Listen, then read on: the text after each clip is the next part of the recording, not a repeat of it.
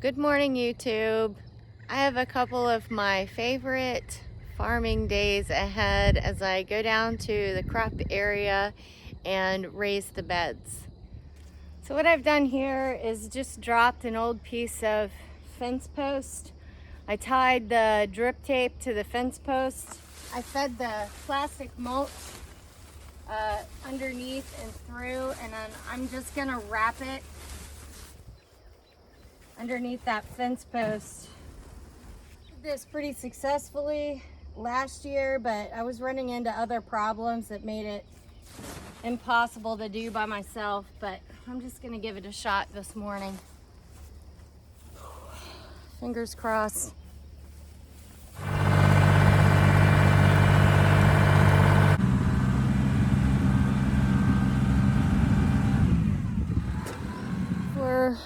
Right now, rows 1, 2, and 3 are going to be a wash for me.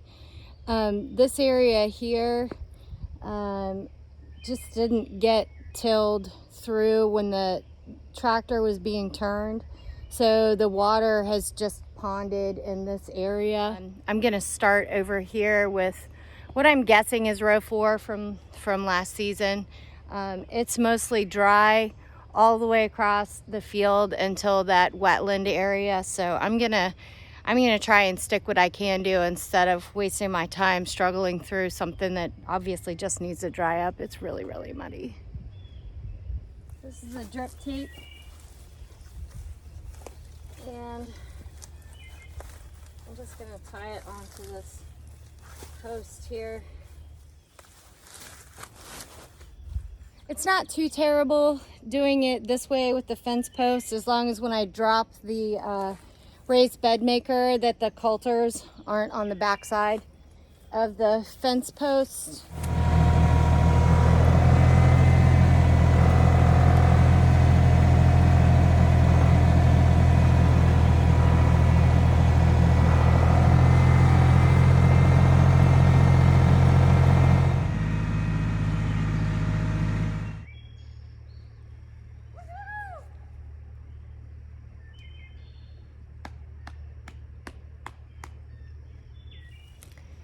It looks really good, but the bed is fairly hollow. I don't know what to do about that. It was really full trough over there. I've tilled really well, so it is what it is. I'm just gonna have to pay attention when I'm planting that I don't put the plant in the hollow of the trough so that it doesn't drown out. The plants that I had planted on the high side did fine, so.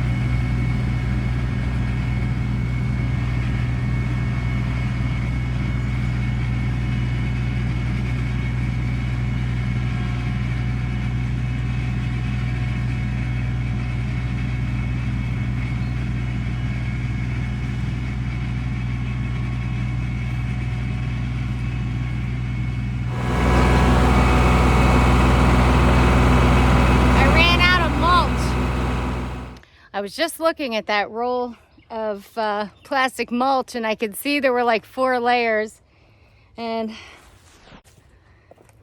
guess I'm tired. I don't know what I'm thinking. I should have known that wasn't enough to make a run. So I'm gonna switch out for this big roll here and see if I can continue to work by myself. It's really heavy, so I don't think that just using this post is going to be enough to hold the mulch in place for it to get started unraveling. I may need to have somebody come and stand on this last bit for me and help out, but fingers crossed. I'd love to get done today. I don't know how many rows I've got in, maybe 15 or 16. I'm really hoping to get finished today and so I can plant next week and still kind of be on schedule. Okay, I've got that new roll of mulch loaded. Let's see if the post is enough to hold it.